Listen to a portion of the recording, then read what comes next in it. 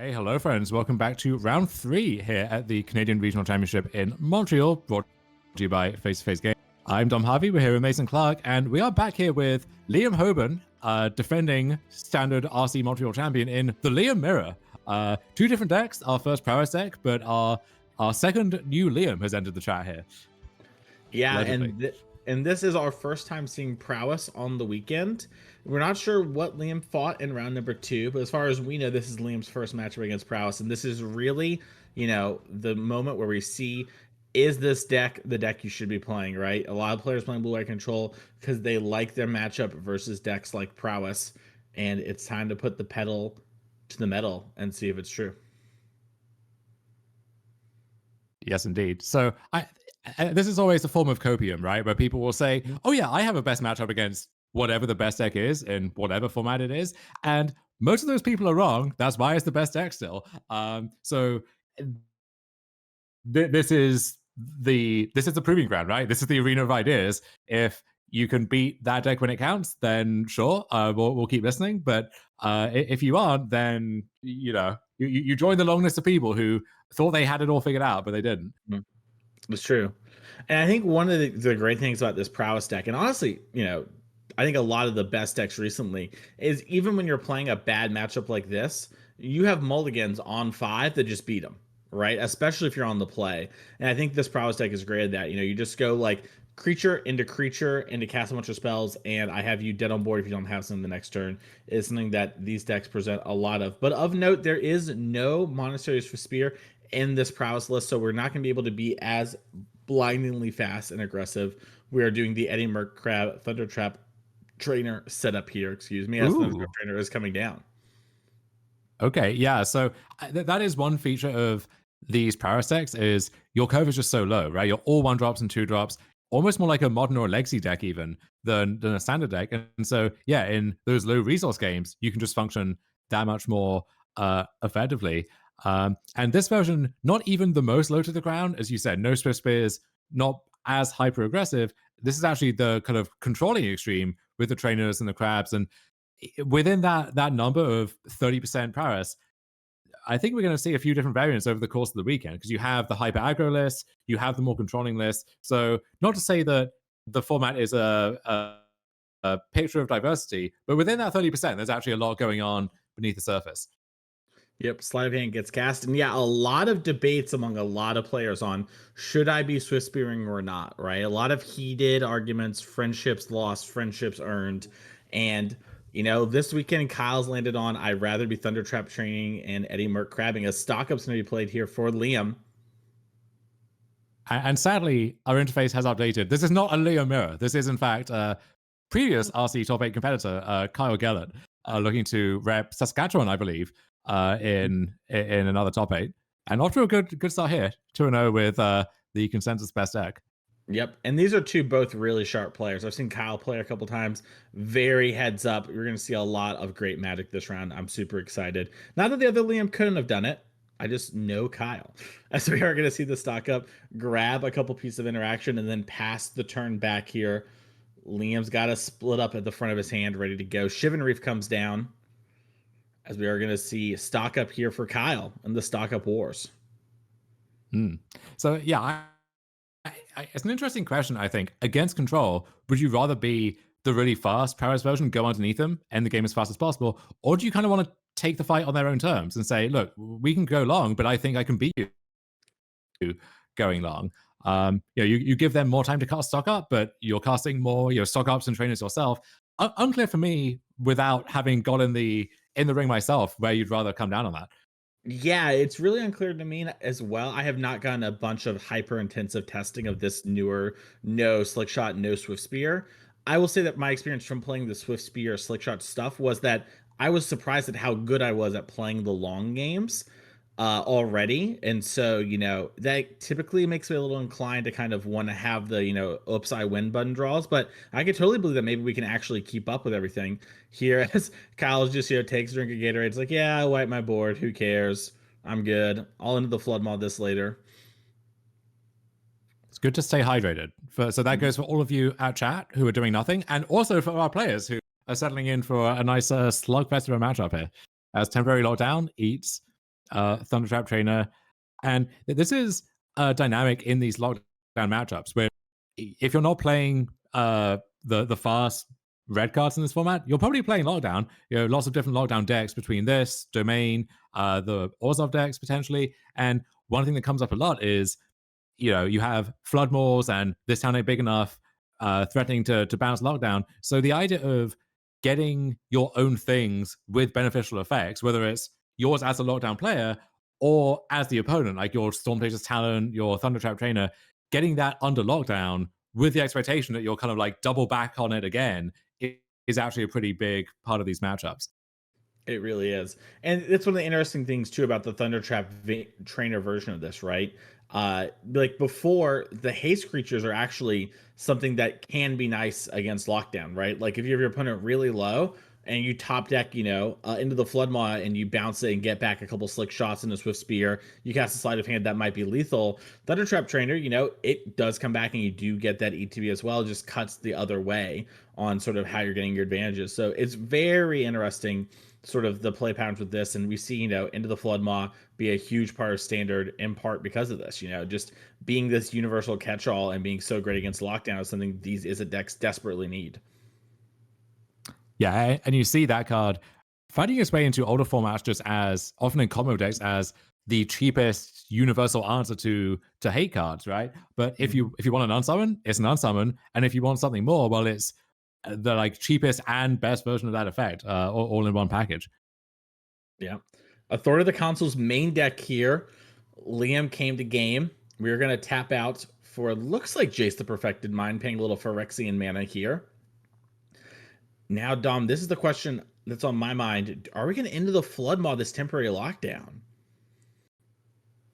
Yeah, so usually if you're playing the kind of cutthroat fast versions of Paris, you're trying to set up a turn where you bounce the lockdown and they don't get a turn to recast it again because you're killing them. Mhm. Going to be harder for a list like Kyle's, which is a little bit less aggressive. That said, getting back your Stormchaser's Talent, getting back your trainer, you could actually set up this kind of loop of sorts where, let's say you level up your talent to 2, you buy back the Floodmore, and then if Liam lockdowns again, well, you can just do the same thing. So it's not a cheap loop and it's not a fast loop, but it is a form of inevitability, if you like, that has to be on the radar. Yeah, and this, finding this tiny big enough also means we can bounce the lockdown with the trigger on the stack. We do have the ability to also pick up Into the Floodmaw with our mana if we wanted to. We draw a Drake Catcher for turn.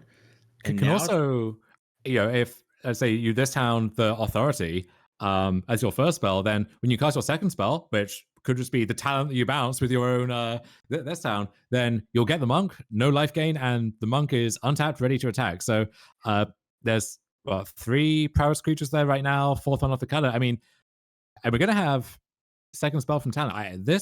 We can easily count out to lethal here, I think.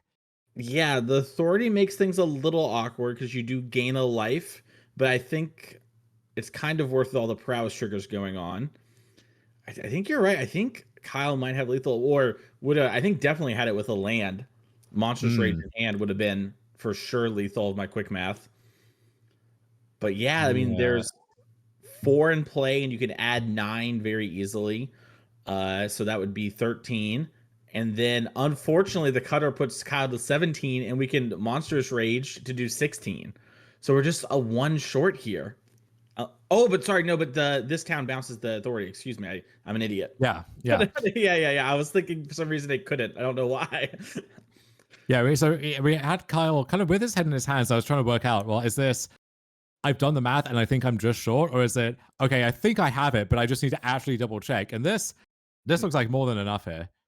So Yeah, we're and shortcutting the monk token being made. That's going to be added to the fray, and we have the talent to replay. So that's everything is at least 4 power, and we are crunching in. Oh, yeah, there's rage. Yeah, yeah, that'll do and it. that is super lethal. Yeah, and great play there from Kyle. And I mean, it just shows too, right, how good this cutter deck is. Even the quote unquote slow, grindy build that we talked about, Dom, just 16 to Liam out of nowhere. Having, a good start. Was that the best start that I could produce? No, but it was still a very impressive thing there. And Kyle did not get a bunch of chip shots in early. We got a few points, and that was all we needed. Very impressive stuff. Azorius control sideboard here, Dom. We have some Jaces, Beza, Cotswold Flanker, a couple Overlord, a couple Change the Equations, a couple miscellaneous kill spells, the Stone Brain, High Noon, and Rest in Peace. I imagine High Noon's, top of the docket, but anything else jump out to you? You could add more bases. If you think it's going to be a slower game, then even stuff like White Overlord maybe joins the fray. But Change the Equation, this is the matchup for that card effectively. So those are definitely coming in. But as you saw game one, Liam had the tools that any control deck wants against Paris, right? Lockdown and so on. Even the tools which you really don't want against most other things, but just are pre-boarded for Paris in Authority, and it wasn't enough. Kyle found a way to bob and weave through it. Mm-hmm. Definitely. Yeah, I mean, one of the things about this deck is, it's very good at playing lots of different game plans. I actually been playing Pioneer, is it Cutter in my free time as like a little for fun thing, Mm. and I've been very impressed at just like all the different games where I'm like, oh God, I'm playing against something that I've never thought about this matchup before. They seemingly have a lot of good cards for me, and I'm able to squeak the game out where it's dangerously close. And when you have prepared plans for these Cutter decks, it's very, very good. Let's take a check out over on the Cutter sideboard side of things. Ral Crackling Wit, I think my new favorite Planeswalker, Dom. So we have Drake Catcher, Enduring Curiosity, a couple kill spells that probably, have some place. You can remove a base and stuff like that, but I'm curious to see what we want to do there. Some Get Outs, Disdainful Strokes, Spell Pierces, Ghost Vacuum, and Unable to Scream. Anything here really jump out to you, Dom? Yeah, Ral, I share your love for the card, and this is a great matchup for it. Enduring Curiosity, same deal, right? If you're playing this longer game, that card is going to be phenomenal. Could board in the Lithomantic Barrage, just you attack a Beza or Jace if it stays in, or really just any big thing that is trying to get in the way. Disdainful Stroke, of course. Get Out, a really nice card too. You can counter a lockdown or authority or so on, but you can also set up that same kind of fireball sequence where you bounce your own Storm Chaser's talent and replay it for a bunch of triggers. Same deal with the crabs and the trainers. You see Carlos Estelle on screen. Very, very cool take on the deck. Um, and even beyond that, we have stuff like Spell Pierce as well.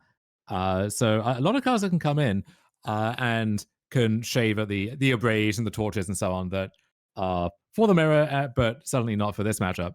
But yeah, so at Minneapolis, the first American RC, my friend Paul Green had this little battle box of 2014 modern decks. So Pod and Twin, you could relive the glory days of that. But after that, he was challenged to, okay, you can play 2014 Pod, I'll play standard blue red Paris, and Paris just wiped the floor with both Pod and then Twin as well. The March the modern Izzet deck looked hopelessly inefficient and slow by comparison. And turns out that Voice of Resurgence and Kitchen Finks against Torture Tower and Silkshot Show Off, not really the battle you want to be fighting. So shows you how far things have come in the past decade or so. Oh my goodness. Yeah, when you say it too, my instinct would be like, I think you kind of maybe crush Splinter Twin, and then maybe Kitchen Finks and friends hold the fort down enough. But you're right, Torch the Tower and stuff like that is brutal. Wow. I do think that's some great content out there. If anyone, has a YouTube channel and they want some, just taking decks, like we have now and having them battle against these like haymakers and sort of just, move up the timeline until you hit a deck that can kind of consistently beat them is a really funny video to have that I definitely would tune in for. Yeah, I know people like to do these historical kind of gauntlet of greatness style things where you think this is the best second standard. Okay, well, how does it fare against this best second standard from 2 years ago or 10 years ago, 20 years ago? And there were some broken ones in there, like Memory Jar and so on. But if you keep it to more modern times, I think the Paris deck is one that could hang with the best of them. I think it really could. My gut is that like it might take like Modern Horizons 1 Hogak before you're really running. I'm sure I'm missing some deck that was really messed up, but like if you like start with Splinter Twin Pod and you work your way up, that's around the time I started playing. So I have a pretty good memory of the modern decks around then. I think I mean, maybe humans is good enough. Look, Mason, you give me Summer Bloom, I will take the fight to these four. So Oh so if yeah, any of you yeah. Summer Bloom is yeah, that's true.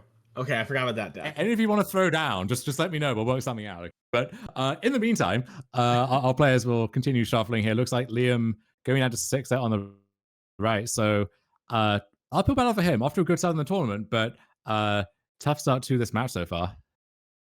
Yeah, and like we said at the beginning of the round, this is sort of what Liam quote unquote wants to be playing against, right? Like you built your deck to win this matchup. And yeah, Liam's shaking his head a little bit here on the mulligan. Doesn't seem super excited by it, but sticks with the choice we made. We've got a couple lands. We'll have to see how the game plays out. I believe Kyle on the 7. Gonna start things off with Storm Chaser's Talent. Maybe the new best prowess 1-drop of all time. Yeah, this is a card that I did not rate highly just looking at it in the Bloomburrow spoiler. And Mhm. honestly, you could say that about a dozen cards in the set. I mean, that set is so powerful compared to what it looked like at first. But this one in particular, I mean, just seeing it Mhm. in play where it's your best play on turn 1 and often your best draw on like turn 5 or turn 8.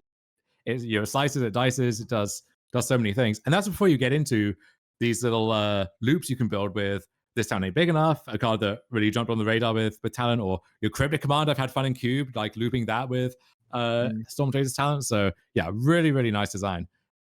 It's really strong. I remember when I first saw this card, a friend was like, "That card has got just a lot of impact." And I was like, "Yeah, it does a lot if the games go long, but like these kind of decks, that is like not what they do, right? So like maybe you pick up things up, but I didn't really consider it for standard. And yeah, even in those older formats, sometimes you have the accelerated mana or just such powerful loops that it's just been so impressive. Speaking of impressive, stock up card that's been making waves in every format as well, being cast at for Liam. Spiral of Canal into sleight of hand with trigger prowess. Finds another sleight of hand. Meanwhile, the romp of otters on Kyle's side, that is a correct collective noun. Don't fact check me.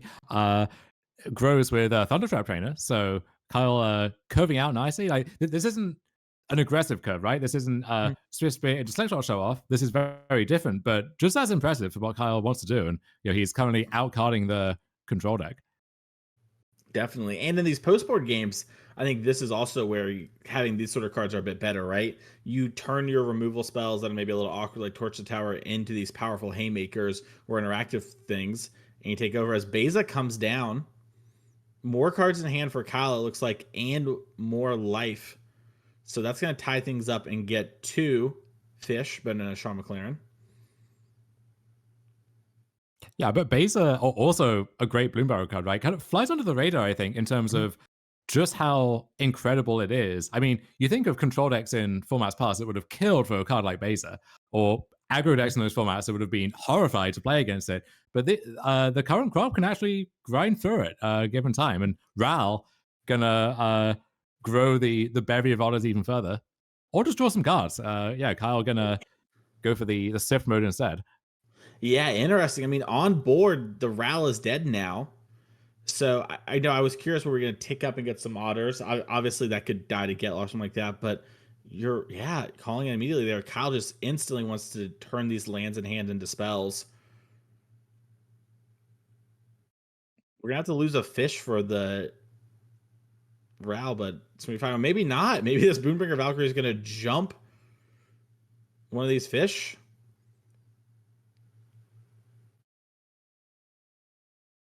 Yeah, you see Liam attacking Ral with the flying fish and then base it to Kyle.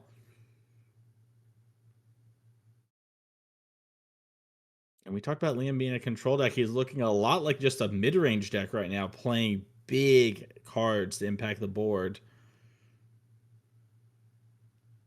As Thundertrap Trainer is going to jump in front of the Beza, save Kyle for life. Liam going to gain 2. Riverspire Verge, excuse me, picked up for the turn here. And a handful of just, spell pierces, stock ups, ops, but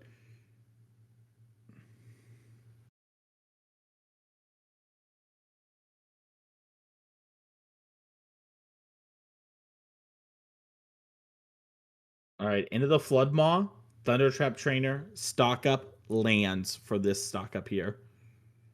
Lot of tough options. Dom, when you're in spots like this, how do you even start to figure it out? There's just so much to think about. Yeah, it's tricky to cut through the noise if you like. I think the first question I tend to ask is, okay, what is this game about right now, and what's it going to be about in a few turns? So, left to your own devices, you can stock up into stock up, and then regrow your stock up with your talent and cast another stock up. So, okay, probably you can twiddle your thumbs and draw some cards, but am I actually behind on board as I maybe am against like this Beza or Boombringer Valkyrie and so on? Do I need to find, an answer to a threat that's there right now, or maybe an answer to a threat that hasn't made itself known yet, but if it were to show up, or it would make sense given their play, would be tough to beat. And sometimes, often if it's clear what to take off stock up, it's not a great sign because it means your hand is forced. And Kyle did some thinking, but I think knows that he's got to make the game about something new at this point. I like that. Makes a lot of sense. Is a good way for people at home to approach these tough situations. As the Sunken Citadel is coming down, gonna name a color. Maybe white, maybe blue. Not too huge here at this point in the game. Yeah, it looks like Thundertrap Trader done a double block the 2/2 fish, and then Elspeth Smite's gonna clean that up. A small win, Mm. but a pretty big win with this tiny big enough in hand. And just as in his first feature match, Elspeth might good against Paris, not at his best against this builder Paris, but found a good spot for it here when Liam's on like this weird beatdown plan almost. Yeah, I wonder if that's a part of it for Liam, as Liam knows, like, hey, maybe I'm just, one might be pre-boarded a bunch of cards, right? Like we saw Authority there. So you just end up having one or two left around, but it's not that big a deal because I do sort of want to be the one beating down. And sometimes, they're going to try and double block or maybe block monsters, rage my Beza, or their creature, excuse me, to trade the Beza. And I just, I'll make this might work. Got to Well, get we to, used to use fish as, but back in the day, right? You said you were playing fish in Legacy or something. That meant you were playing aggro control. And now Liam, he's turned his control deck into an aggro deck. He's got his fish tokens there, his Sean's McLaren, and he's getting to work. that's right, as stock up is getting cast, get out found. Corey Steelcutter as well, a sleight of hand and a land. Lots of good options, but not many on this board state that are. Yeah, it looks like we're going Corey Steelcutter land. Taking a second to double check here. Eddie Murkrab in hand. I think it's going to be castable once stock up hits the graveyard, but it won't be fully discounted.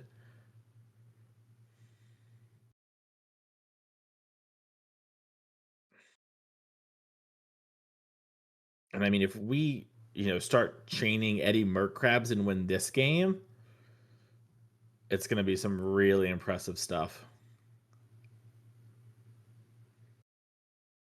Yeah, Crab is a card that you sometimes see in these slower Izzet decks in small numbers, but it's a card that kind of compounds on itself, right? Like if you have the first crab and it's good, the thing you absolutely want more than anything else is the next crab, and that's why you see bounce off in the dedicated crab decks over Floodmore is so that okay, you crabbed once more, now you get to crab again, and no trick like that here for Kyle, but yeah, crab would be a good first step to getting back in it. Definitely. And it looks like Kyle's thinking.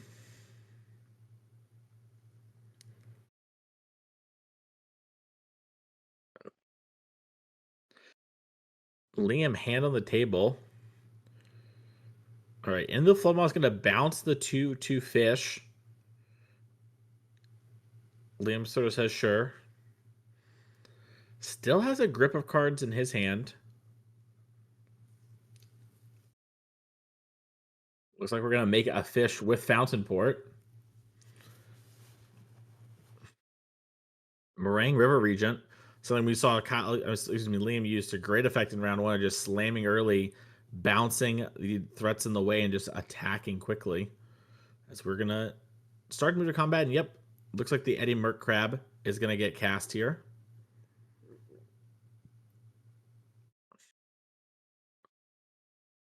Yep. and we have just enough cards in graveyard so that it is free.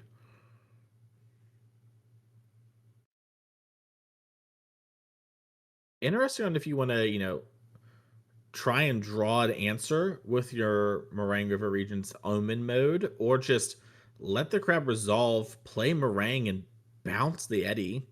Obviously, it's frustrating over the short term, but in the long term, you do have another thing that they have to answer. Yeah, I just want to play my meringue. Yeah, It's tricky too because it's so big. You're not hitting that with damage, and so you kind of have to bounce it. But then you're usually, if you're happy if you get to recast your meringue. Um, yeah, I think add another big chunky threat to the board, set Kyle back, make him keep using his mana.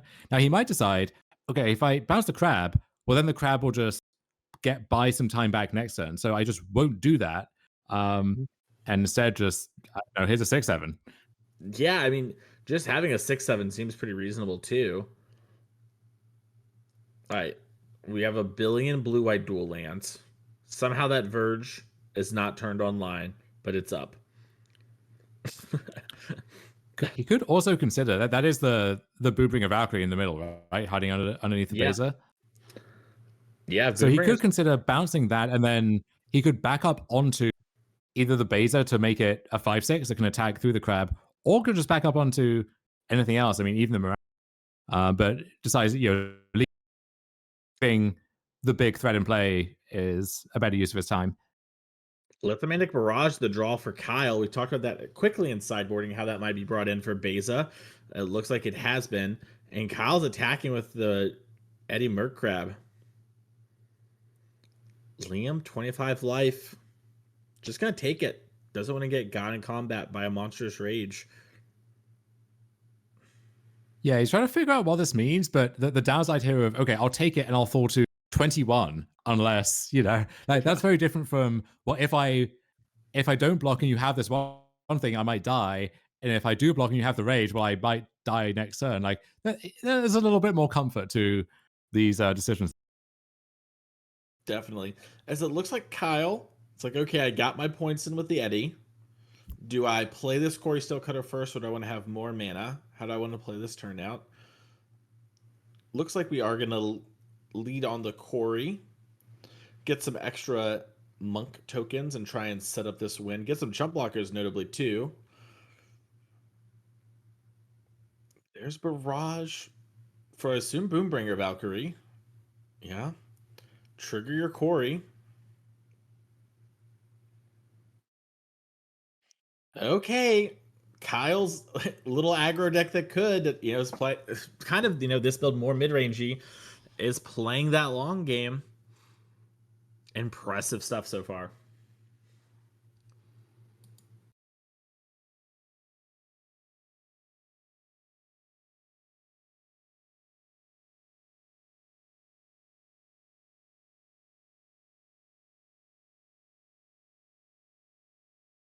Liam's in the tank, and I can't blame him. This game felt almost unlosable just a turn and a half cycle ago. And now if I'm Liam, I'm like, am I losing this game?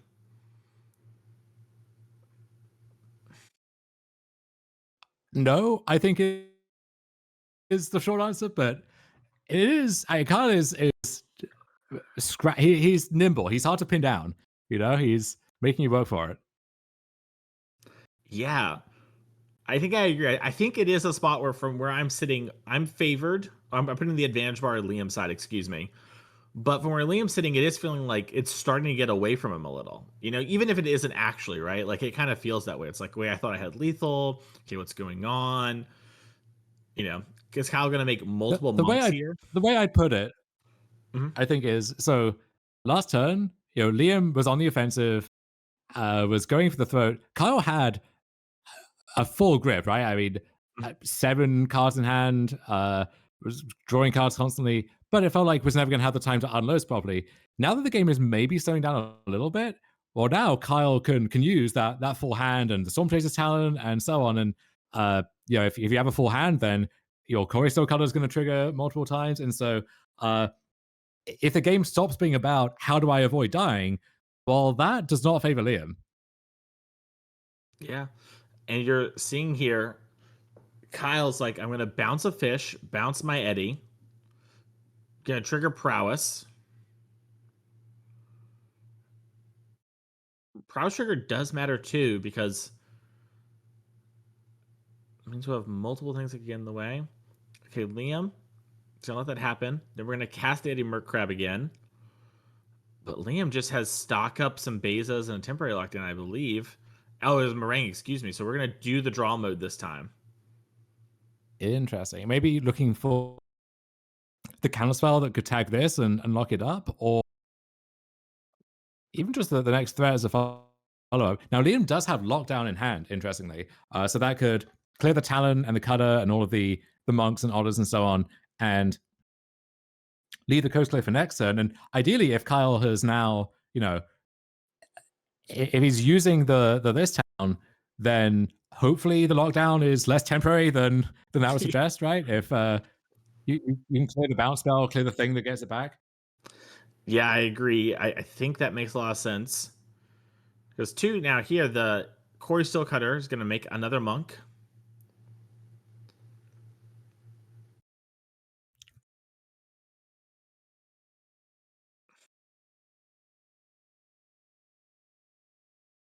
The upside of all this is leaving up the pain land. All my colors are up. All right. Liam needed that lockdown too. I mean, very easily could have died there, you know? If a Corey Steelcutter off the top for Kyle.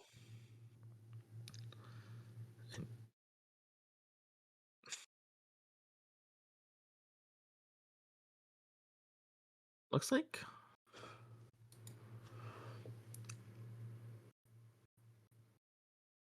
Spell Pierce stock up. Corey Steelcutter card I can't make out despite my best efforts. Opt. All right, we're gonna lead on. So starting, and that's an interesting choice, right? Because you would Mhm. think, okay, I'll start with Cutter, I'll then cast my stock up, get that monk right away. But so this is Kyle declaring, I think, that he needs to find specific things, and those things will tie up his mana. And if he doesn't find those, well, maybe finding like another stock up that digs for those or something else. Committing the 2 mana up front for the Cutter, getting that free monk is less valuable to him than just keeping all of his mana and his options open. Yeah, I gotta say I'm a little surprised too. I kind of would have thought, like getting the chump blocker for the Beza would be nice, so you can attack in with the crab, or hold back. Now Rebel Salvo was found. That is an answer to the Beza. Monster's Rage is gonna be the other pickup. Little deal 5 Really situation. need to really need to answer this meringue too, as well. I mean, that's still a 2-10 clock. That part hasn't changed. Yeah, I agree. And I mean, that's one of the nice parts about having the cutter, right? Is like, maybe even if this turn it doesn't present lethal, it does sort of, set you up on the next turn to try to combo off. But Liam gets hit with the crab, and then Rebel Salvo is going to kill this Beza. And Meringue, a 6/7, is going to do its best to try and kill Kyle here and force a game 3. Surveil lands the pickup for Liam. Now, he does have another Beza in hand already.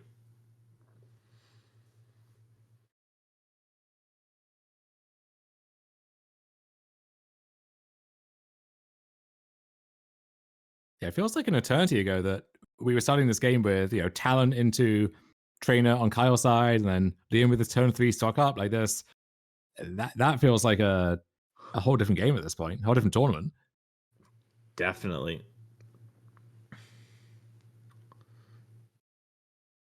Beza coming down. Draw a card. Change the equation in hand along with, I believe, Get Lost Island. All right, looks like an opt end of turn here for Kyle. Oh, it's split up, excuse me. Not Get Lost. My mistake. Stormcruiser Talent, the find here for Kyle. Okay, I mean that can buy back Floodmore or this town. So that is an answer to Meringue in the short term, at least. Yeah, and that's what Kyle's gonna need.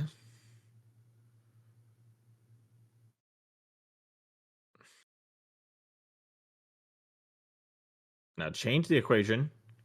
Can be used here to fight over this talent, and it's gonna be. Yeah, feels the need to do it now because if you let Kyle level and he gets back this town, not actually an eligible target. So makes sense to Mhm. fight over this, and it works. And we will get a game three here between these two players. Which that game that looked like a kind of control mirror of old almost, right? Like that did not seem like an aggro versus control battle. Yeah, that definitely reminded me of some old school, like we are kind of playing a couple cards, we're gonna play a guy, and then sort of take over the game.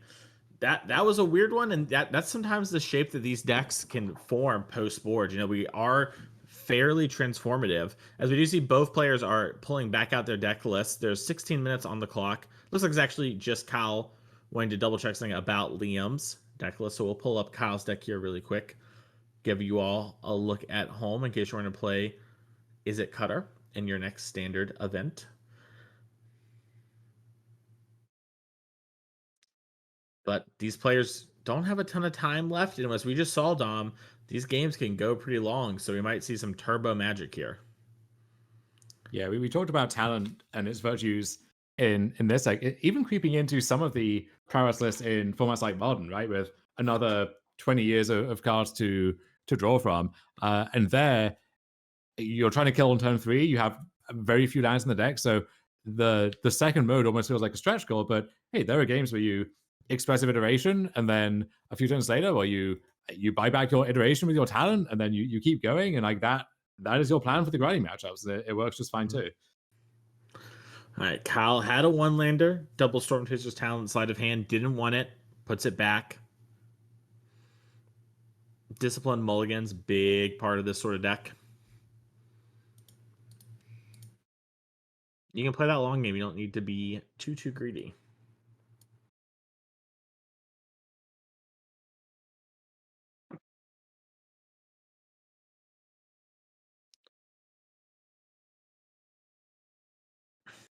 All right, a bunch of sideboard cards in hand here. Disdainful Stroke and Lithomantic Barrage. Gonna bottom the Lithomantic Barrage. Got a Spell Pierce and Optimus from Teacher's Talents, along with lands as well. Negate the pickup here for Liam. Gonna play a Verge and pass the turn. Another Storm Chaser's Talent here for Kyle. Gonna play it. Yeah, I see Liam sort of nod the head there.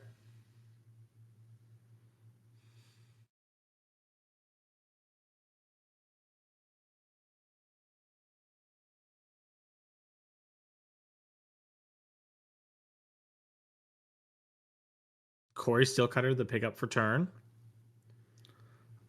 Gonna start off with the Opt here, and oof, gonna be a lot of damage this turn. Into the Flood Yeah, Maw is the pickup here. yeah. Kyle now kind of squarely back in that aggressive mode that didn't quite come together in game two. But again, it's not with cards that are only aggressive, right? Like Mhm. kind of like Slingshot Show Off, very good at its job, but it has one job. Whereas Talent, this is the early game plan, and if we're still here in a few turns, it'll be the late game plan too. Yeah. Kyle popping the map, wants to get the land drop, doesn't have it for turn. Exposed a little bit to temporary lockdown, but also if Liam were to do something like lockdown, we could just bounce it with our Into the Flood Maw and get more otters for our trouble. So Kyle willing to risk it all to get that land to be able to play the cutter game that Kyle so desperately wants to. Stock up here from Liam. He could have killed that creature. I believe he had a split up in hand, but doesn't want to. Much rather take this second to breathe and grab some cards. That's Yeah, I five. wonder for Kyle. I mean, you never love seeing the opponent cast stock up, but I wonder if this is almost like a bit of a relief compared to lockdown or even just passing the turn is like potentially scary. But Kyle now has a window to kind of press this lead in the short term. Yeah, I think Kyle is as happy as you can be.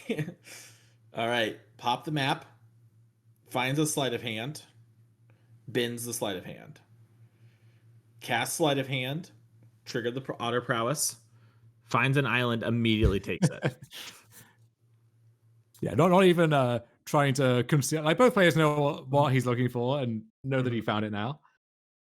So our Yep. game continues. Attack for 4 with this otter. It's huge. Map tokens can sometimes, get your opponent out of situations or get you into a new one. As Authority of the Console is going to pass the turn with Negate in hand, along with a change the equation. Lots of counter magic here for Liam. Yeah, but nothing that deals with the otter on board, right? So yeah, Carl will just keep chipping in. Liam, yeah, just draws another land and it's a tap land. So still playing this purely reactive game. But Carl not casting any spells, so that suits him just fine. Mm-hmm. Split up with mana to pay for Spell Pierce. See Kyle, kind of nod the head like, okay, that was a good one. It was, but now Kyle has a window. Maybe if he has a good follow up to use the spell pierce to protect that from one of the wall of counters in Liam's hand. Yeah, and you're seeing Kyle has Ral in hand too. I think he's thinking, am I supposed to just slam? Now that Decide. said, this is a little awkward, right? Because if you can win the fight over your color, but then that spell pierce will be the second spell, so there's no follow up to make the monk and keep applying pressure. Which I guess if versus authority, it wouldn't be doing this turn anyway. But yeah, Liam gonna pick that fight, and Kyle will win it.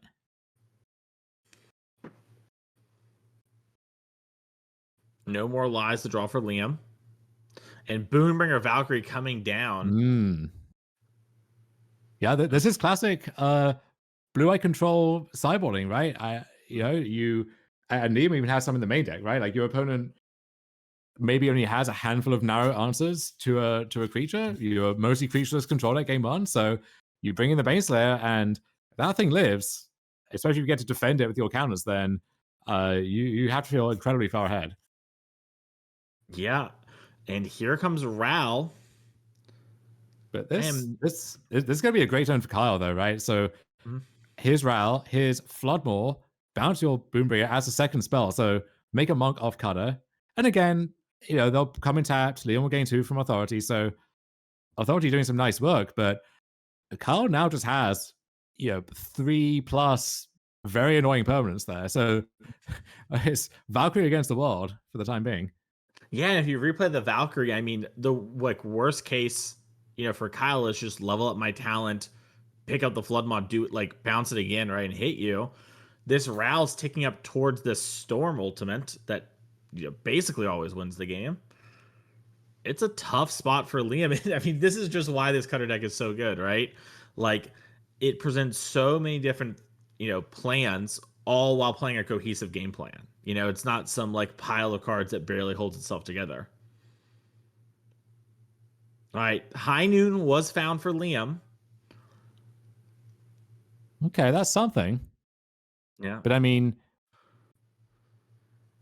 even with Kyle casting his one spell, there's going to be a pretty chunky attack. Yeah, I mean, minimum 3. And now let's say, even if Kyle doesn't have a spell, let's say he just levels the talent, buys back Floodmore. I mean, That's really good. Could buy back. Did we see the Get Out in the graveyard as well? Yeah, I think the Get Out is there. And we have the stroke for the Valkyrie. So if Liam thinks the Valkyrie is going to stabilize him, it's not. Right. So I think I want the Floodmore here because most of the stuff that would stop me winning next turn, Floodmore will just bounce that and clear the way again. Yeah. Right. And if I guess actually the High Noon that Liam has makes the stroke even better because let's say Liam had Boombringer plus a counterspell, he can't now win the fight over the Valkyrie because he's cast his one spell. That's it. Yeah, and this is why High Noon effects, they can be really powerful against some types of aggro decks or certain types of decks, right? Like even combo can be good. But against counter creature decks, if they get ahead and they're the one with the interaction, then you just, are slamming down and hoping they don't have it. And you're seeing Liam count. He kind of knows he's cooked. Yep. Yeah, that negate not going to help you, I think. I have two counter spells, a board wipe, and a Boonbringer. The only play that has a chance of doing anything is the split up, right? Because the Boonbringer just gets into the flood mod. Yeah. Like, so you're kind of priced in, but then, okay, what's Kyle's next turn? He'll use Ral, level the other talent, and get back something else, and now you're just in an even worse position. yeah. Yeah, and now Kyle gets to stroke this. Ral goes up to 8 loyalty. So he's threatening to be, an ultimate planeswalker. Have you got the chance at Ultimate Ral yet, Mason? Yes, and it was such insane dopamine. Oh, yeah. Yeah. Cast stock up, announce my storm trigger, always a fun thing. Yeah. You thought Monstrous Rage is good? How about 4 Monstrous Rages? Yeah. My favorite is like the sleight of hand into stock up into find Burst Lightning, hit you for 6, Burst Lightning again, hit you for 8 more, you are dead. That was my first experience with Ral, and I've been chasing that high for weeks now. As it looks like we're gonna buy Get Out. Great movie, better card in this situation, as we're going to attack in here for 4, knock Liam to 5, have a land for turn, and have Floodmaw plus Get Out available. Putting Ral to 9 here. I was a little interested if Kyle was going to draw some cards, because he did aggressively do that last game, but just going to so many rectangles. Yeah. Rectangles everywhere. It's beautiful. It really is. And for Liam, this split up is not bad, but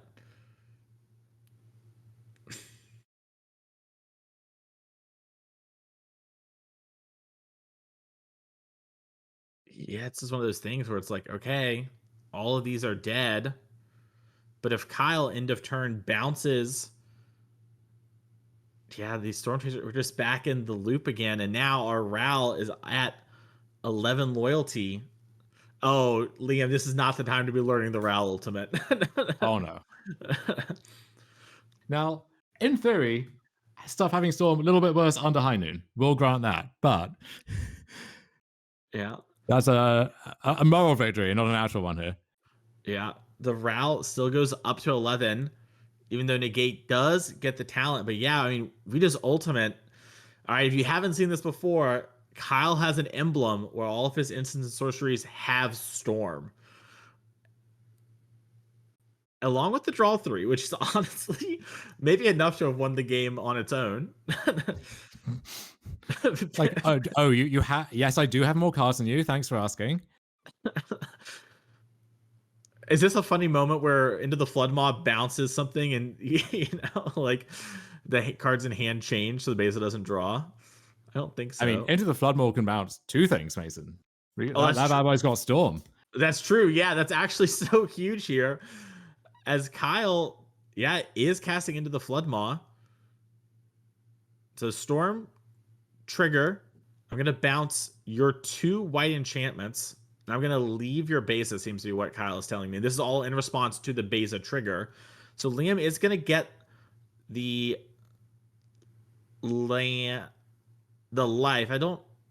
Oh, yeah, we get the tap fish from the Flood Maw. Excuse me. I thought that was the Beza at first, but it's that. And then, now that we've done that, we're going to cast what looks to maybe be Get Out. Could also Eddie Merc Crab.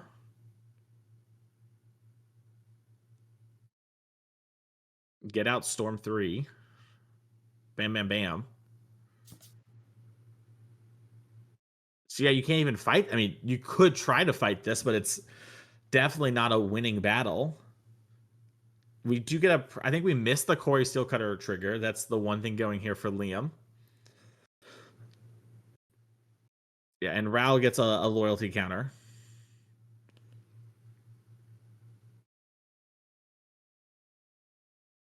All right. We'll take our loyalty. We won't take our Corey Steelcutter.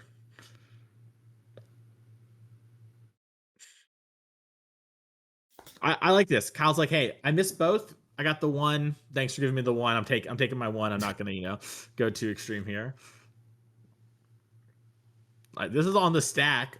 Lord only knows what else is gonna happen. It's so absurd.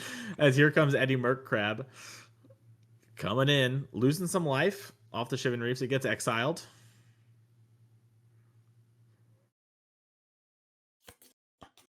All right, Dom. Let's see what we can do here.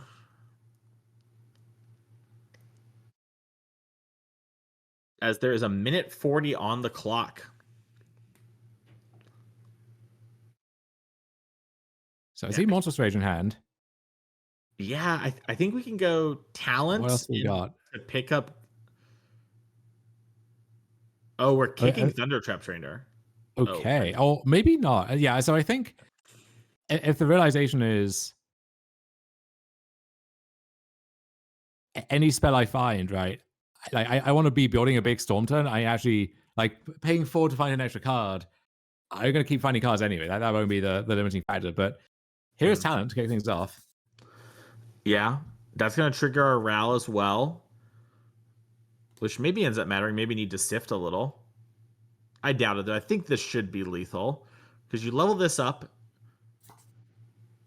Oh, but the Flood Maw will be the second spell. Excuse me. So the Authority will still be in play upon resolution. So we will have a tapped monk. So it probably means we need to fight this on the next turn. I wonder if this might just be get back, stock up twice, or something similar to that. Yeah, I mean that seems pretty good to be honest. Even just like sleight of handing, like if you wanted to maybe have up mana for interacting, all of that seems reasonable to me. All right, now we're gonna Thunder Trap Trainer after getting Guess back. back, get out. Yeah, a little surprising. That Interesting. Yeah, I won't have mana for it this turn either, in case Liam does, rip, lockdown, or meringue or similar. Yeah, we're gonna take up the route. We missed the Corey Steelcutter trigger again. Yeah, and you're seeing Kyle's definitely frustrated.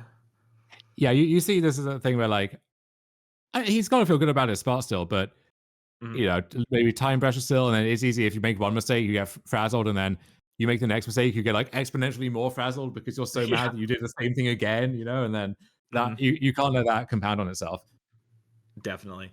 I like to always tell people you have the rest of your life to hate yourself for that misplay. You only have right now to win this game. Oh, and I will. Don't you worry. I will wake up in the dead of night 8 years from now still thinking about, well, why did I take that off the stock ups? Like, well, that's just what you did because you're a dum dum. I'm sorry. And you'll never be anything more than that. Yeah. All right, the fish are gonna put Ral down to 1.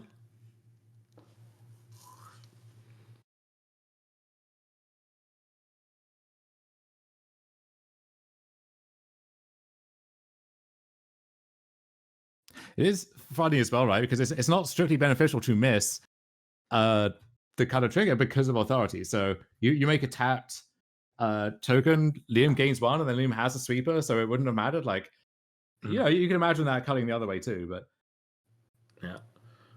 All right, High Noon has been played. And we've already leveled up the Storm Chaser's talent.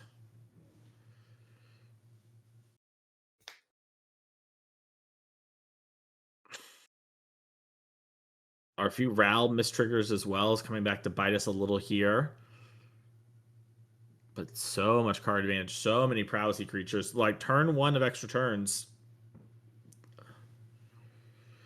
And it's time to do a little math.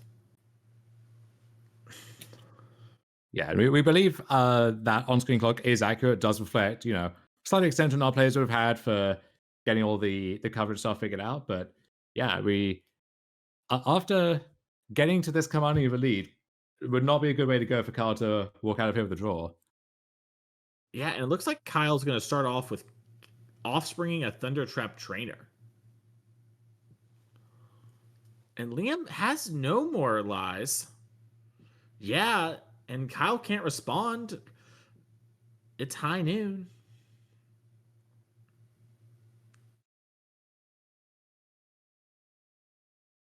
And oh no, Kyle's missed Row trigger from before means the fish can kill it, which maybe means Kyle might need to lead back an otter if he wants to protect the Row. Which is less damage on the other direction. Yeah, I mean, all of these little things kind of add up and feed off each other in the end.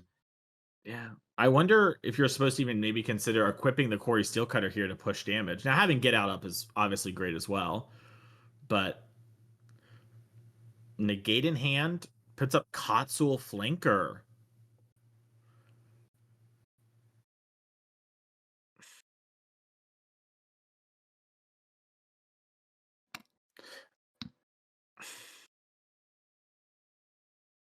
Liam just holding on for dear life. And Kyle still has that is Monstrous Rage in hand, right? I'm not. Yeah. No, Okay. you're totally right. So I mean, we're presenting. Yeah, we have Get Out here, and it looks like, yeah, Kyle's maybe saying, yeah, end of turn, I'm gonna be bouncing something, or maybe it was just confirming what we got off the Storm Chaser's talent.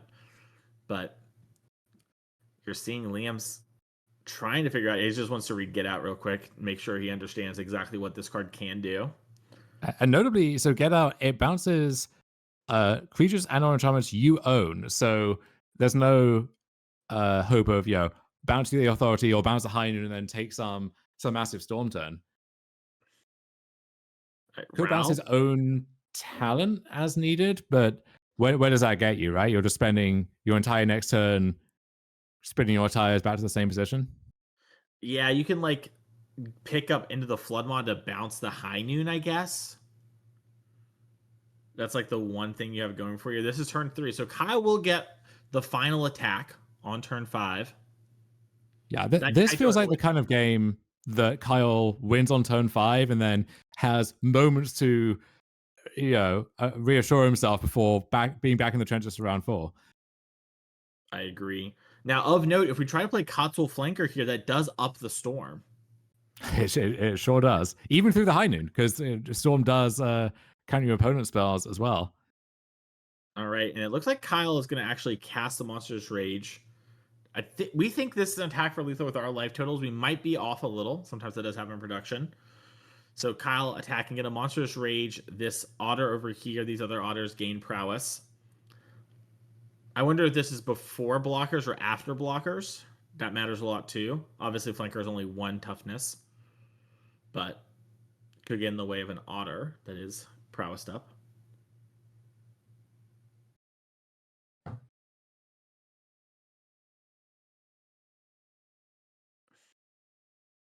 And yeah, I think assuming this is, after no blocks, then the Cotswold Flanker, I don't think can gain enough life. And if it's before blocks, I still don't think the Cotswold Flanker can gain enough life. And the negate doesn't stop the prowess triggers.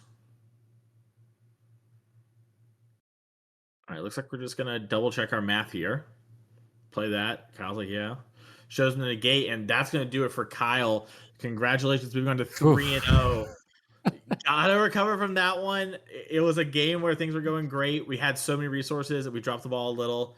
For Liam, it's a matchup too where it's like, okay, those are some of the ones I'm hoping to win, but day's not over. I can still easily win this event despite that round.